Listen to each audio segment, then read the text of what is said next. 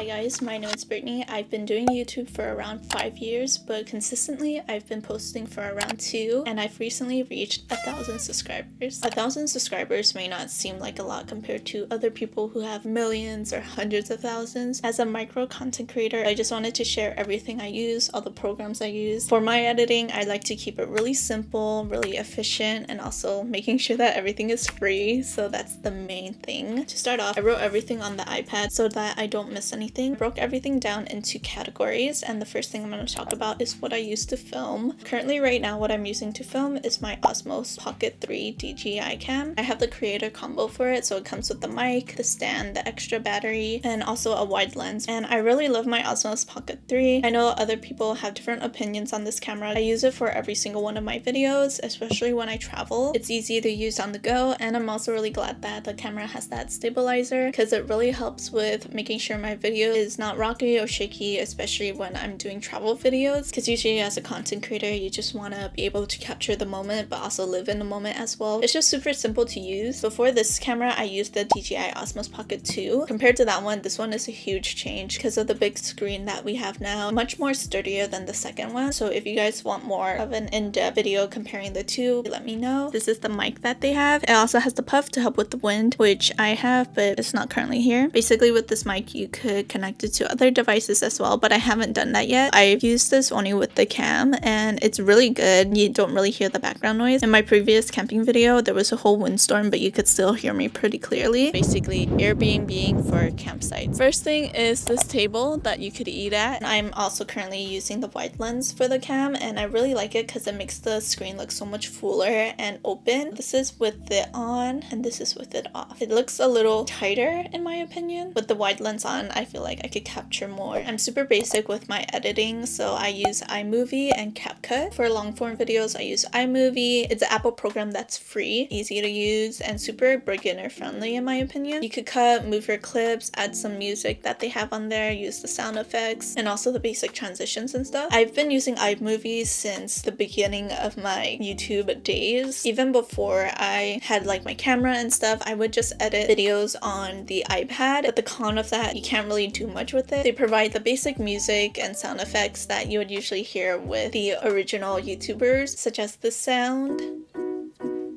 or the sound. And then for short form, I use this really low-key app called CapCut. Even with the basic plan that you have, you could still do so much. You could use the templates, use all the text that they have. You could upload directly onto TikTok. That's a plus as well. Next, talking about text, and this is specifically for iMovie, they're a bit limited on the text. And this editing hack I use, I learned it from your mom Ashley, I think. Go on the Google Drawing, basically create a text box. From there, I could use whatever text that is on Google. I'll download it as a PNG and I'll be able to upload it onto iMovie. I could add on the text as a picture mode or a green screen. I like using this text and this text. Those are the two texts I've been using more often for my videos. It's super easy to do, but the only thing with that, if you want to add a lot of text onto your video, you have to manually do it yourself, so it could be a lot. The same thing goes with effects. So effects are things like this. Basically with that, iMovie is of course also limited in what they provide. They don't really have any effects besides the transitions that they have. If you want to use effects, you could go on TikTok or YouTube, search up the type of effect you want, download it, but make sure that it has a green screen. Upload it onto iMovie and then click on the green blue background screen. If it's not at the place you want, you just gotta crop the video a bit and then you'll be able to use that effect. It won't be the most HD effect, but it'll do. The next thing that is pretty important in content creation is music. For music, I use a website called Thematic. They changed a lot throughout the years, but right now I believe they're going off of a point system. You have a certain amount of points. Every song you download, it takes around 10 points, I think. They'll give you a personalized music link. You'll need to add it into your description box or either into your caption. If you're using it for TikTok, if you're using it for YouTube, you gotta use that specific link. If you don't use it and you upload without using that specific link, you'll get an email from Thematic stating that they saw that you posted a video and you didn't add the link. You just gotta add it then. I have a whole library of songs that I use from there. Sometimes once the artist blows up, which is really good for them. They'll take off their music and songs from Thematic and you won't be able to use it again. But just remember to stay up to date with your emails that you receive from Thematic. They'll notify you like a month before if they're taking it off, just so that you know you can't use that song after a certain date. I also had a recent video that I used a Thematic song. I included the personalized link and everything in my description. However, I still got a copyright warning on that video, so I inquired Thematic directly to see what the problem was, or if I got the email and didn't see that they were taking it off and I passed that date, they informed me that it was a mistake. So Thematic really helped me with the steps I needed to take to get that copyright warning off of that video. They informed me that I needed to dispute with YouTube. The copyright warning was able to get taken off, and even before I checked, Thematic had already notified me via email that it was gone and that YouTube had informed them as well. To continue with music, we also have sound effects, and with iMovie, they usually have the basic sound effects, so just like this one